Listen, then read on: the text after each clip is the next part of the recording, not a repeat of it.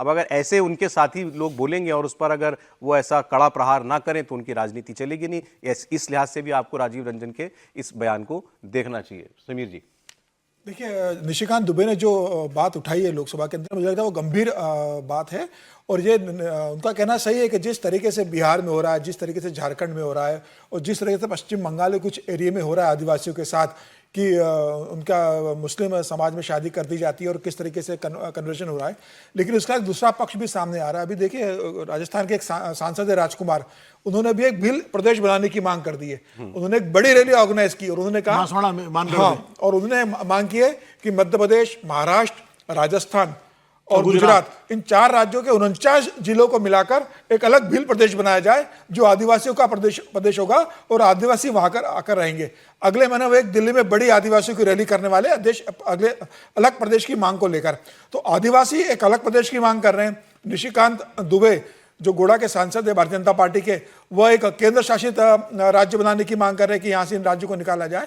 मुझे अगर समस्या बहुत गंभीर है, केंद्र सरकार को देखना चाहिए कि किस तरीके से वहाँ मुस्लिम पॉपुलेशन बढ़ती जा रही है। हालांकि गृह मंत्रालय की रिपोर्ट में भी ये बात कहा गया था कि यह चिंताजनक बात है, केंद्र सरकार के नॉलेज में होगा। लेकिन अब चूंकि भारतीय जनता पार्टी, अगर आप देखेंगे तो बिहार में नीतीश कुमार के साथ गठबंधन में है, वहां नीतीश कुमार भारतीय जनता पार्टी के भरोसे में है और केंद्र में भारतीय जनता पार्टी नीतीश कुमार के भरोसे सरकार चला रही है। तो ऐसे में निशिकांत दुबे के बयान को मुझे लगता है कि भारतीय जनता पार्टी बहुत ज्यादा गंभीरता से नहीं लेगी। इस मामले में फिलहाल केंद्र सरकार आगे बढ़ेगी, इसकी संभावना मुझे कम नजर आती है। लेकिन विषय गंभीर है। देखिए, विषय बहुत गंभीर है, इसमें कोई दो राय नहीं। उन्होंने भी ये बात कही, उन्होंने कहा कि सवाल मुसलमानों का नहीं है, बिल्कुल सवाल आदिवासियों की घटती जनसंख्या की, आदिवासी जनसंख्या घट रही है, उसको बचाना है। मैं इसका एक पक्ष और भी है। पहली बात तो ये है कि निशिकांत दुबे जी ने बात उठाई है, गंभीर मुद्दा है। डेमोग्राफी अगर बदलती है कहीं की तो उसको थोड़ा सा देखना चाहिए। लेकिन ये डेमोग्राफी कोई 3-4 साल में बदली नहीं है, कम से कम 10-15 साल से प्रक्रिया चल रही होगी इस तरह से। 20 साल का जिक्र किया है तो 20 साल पहले 2019 से पहले झारखंड में बीजेपी की सरकार थी, रघुवर दास मुख्यमंत्री थे और निशिकांत दुबे तो 2004 से लगातार सांसद हैं। आज वो उठा रहे हैं इसको, तब जब झारखंड में बीजेपी सरकार थी उस वक्त तो इसको चेक किया जा सकता था। तो उसका क्या हुआ, नंबर 1। दूसरी बात, एक तो मुस्लिम आबादी जो वहाँ आ रही है वो कहाँ से आ रही है, आइडेंटिफिकेशन जरूरी है। बांग्लादेशी आ रहे हैं या पश्चिम बंगाल के मुसलमान आ रहे हैं? बंगाली भाषा दोनों बोलते हैं। अगर पश्चिम बंगाल के मुसलमान आ रहे हैं तो उनके लिए तो कोई रोक है नहीं, ना आप लगा सकते हैं। बिल्कुल, देश में कोई भी नागरिक कहीं भी जाके सेटल हो सकता है। अगर बिहार से जाके हिंदू झारखंड में सेटल हो सकते हैं तो बंगाल से मुसलमान भी जाके सेटल हो सकते हैं, उसको कैसे आप रोकेंगे? हाँ, बांग्लादेशी अगर आ रहे हैं तो प्रश्न ये उठता है, सब बांग्लादेशी अगर सीमा पार करके आ रहे हैं तो वहाँ BSF और उनकी एजेंसियाँ क्या कर रही हैं? वो तो सीधे गृह मंत्रालय के अधीन है, उसमें कोई ममता बनर्जी है, कोई नीतीश कुमार की पुलिस का तो योगदान है नहीं। तो इसके साथ ये सारे प्रश्न भी जुड़े हुए हैं। समस्या गंभीर है, लेकिन इसके लिए फिर उसका हल भी बिना किसी पूर्वाग्रह के और बिना किसी सांप्रदायिक ध्रुवीकरण की राजनीति के होना चाहिए।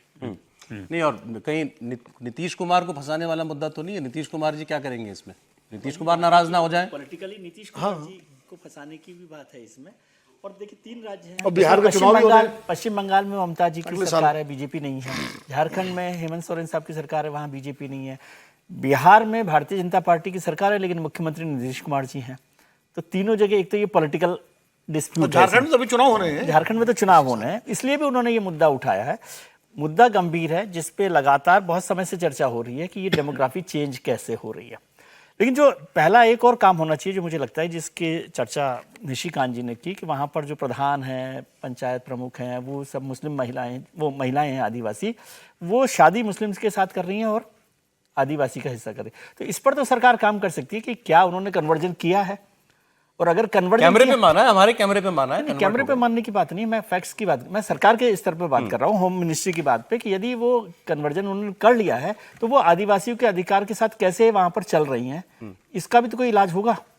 उसको भी एक देखने की जरूरत है कि किस तरह से, क्या वो अभी आदिवासी बनी हुई हैं या मुस्लिम हो गई हैं। क्योंकि अभी आदिवासियों में भी एक और झगड़ा चल रहा है कि वो आदिवासी अपने आप को हिंदू मानते कि नहीं मानते। आप उनको हिंदू मानते हैं, वो तो नहीं मानते।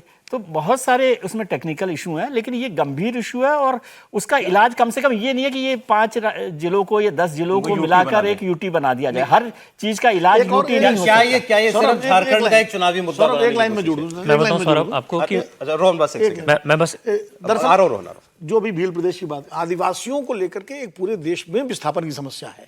एक बड़े स्तर पर आदिवासी क्षेत्रों से लोग पलायन करके शहरों में आकर के डोमेस्टिक वर्कर के रूप में और तमाम सारे मजदूरी के रूप में काम कर रहे हैं, क्योंकि वहाँ रोजगार के अवसर बिल्कुल खत्म हो रहे हैं लगातार, जिस तरह वन संपदा को लेकर इसको लेकर विवाद हो रहे हैं।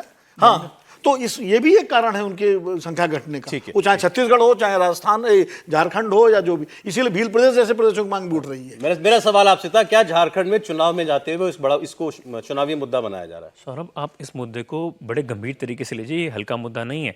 मैं आपको ये बता दूं कि उन्होंने मुर्शिदाबाद और मालदा का जिक्र किया है। मुर्शिदाबाद 1952 से पहले, आज़ादी से पहले ईस्ट पाकिस्तान का हिस्सा हुआ करता था। 125 किलोमीटर की जो बॉर्डर की, जो मैं रहा हूँ वहाँ पे मुर्शिदाबाद, कवरेज मैंने बहुत ज़बरदस्त करी। बॉर्डर जो एरिया है बांग्लादेश का, 125 किलोमीटर बॉर्डर शेयर करती है मुर्शिदाबाद आज बांग्लादेश से। तो जो बांग्लादेश से इन्फिल्ट्रेशन हो रही है वो मुर्शिदाबाद में काफ़ी समय से हो रही है। 1952 से लेकर 2004 तक और 2004 से 24 तक सिर्फ एक मुसलमान MP ही वहाँ पे डोमिनेट करते हैं, चाहे CPIM हो, इंडियन नेशनल कांग्रेस हो, या आज ममता बनर्जी की TMC हो। आप अभी सैयद अबूर खान है। तो मैं आपको ये बता दूं कि जो इन्फिल्ट्रेशन हो रही है वो तो 2004 से पहले भी हो रही थी, 2014 के बाद में भी होती रही है, इस सरकार में भी, चाहे TMC की हो या CPIM की सरकार हो।